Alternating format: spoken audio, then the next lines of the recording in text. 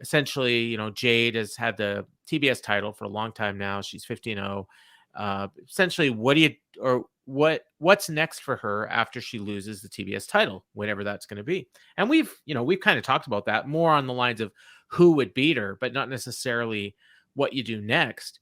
And my immediate response was, well, WWE or Hollywood. Like, I'm thinking, like, it's kind of like Goldberg, where the whole appeal is the undefeated streak. And once she loses that, I'm not exactly sure what you do with her. And then, a couple other people answered similarly. And I think Brad was a little frustrated because he's a big fan of Jade, and he kind of was looking for more of an answer of, no, what do you do with her in AEW? I'm not, looking for you to say, cut bait and stuff. So some people had some ideas, and I read them, and some of them I kind of liked, some of them I didn't. But I thought it would make for an interesting discussion. I have a theory about why I feel the way I feel, but I kind of I know I brought this up to you, so you've had a little bit of time to think about it, but would you do? What do you think's next for her? What would you do with her if you're the booker? If I'm the booker, I do one of two things. I either take her off TV for a while. I do an angle at the end of her streak. Yeah. Where she has built up that she is such a heel or something like that.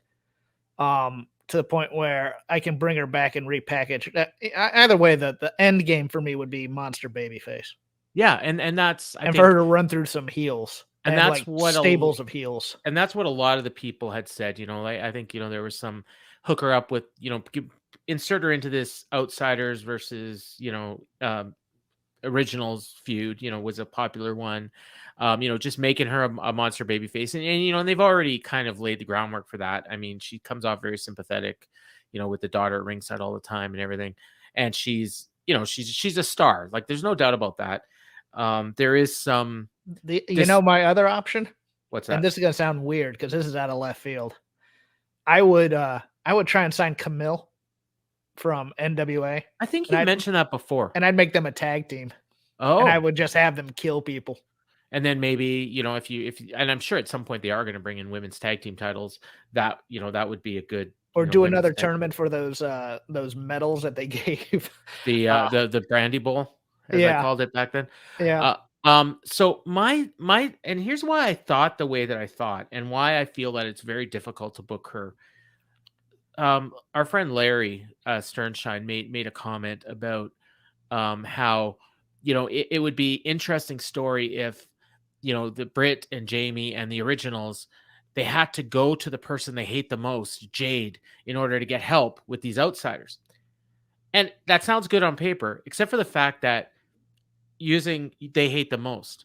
And that got me thinking, like, there isn't really a relationship established between Jade and Britt.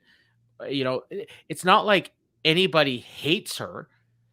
She exists on an island. She's got her baddies, and she either gets along or doesn't get along with her baddies, but everyone else just kind of floats in and out of her orbit. Like, they come in, they challenge, she beats them, they leave. She never has any interaction with anybody that doesn't have to do with the next match she has. Yeah, and everything is centered around that streak. So correct. It's like one of those things where she need a want of some kind, or a somebody's got to do something to her outside of the championship in order to have her establish some sort of a relationship with other people to where it's easier to understand her motivations. Yeah.